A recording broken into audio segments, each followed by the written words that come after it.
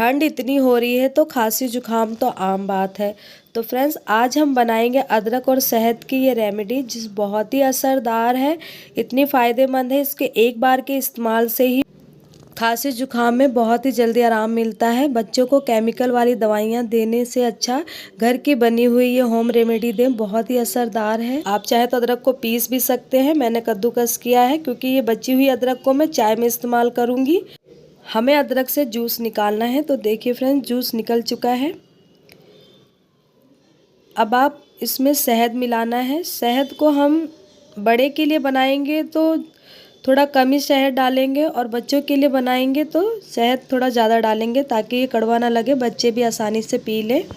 इसे स्टोर करके भी रख सकते हैं 1 हफ्ते के लिए, बस थोड़ा सा गुनगुना करना है, बस तैयार है। अब इसे पी लेना है। सुबह शाम 3 टाइम आप इसको लें, देखिए आपको एक ही दिन में असर दिखेगा। खांसी जुकाम में बहुत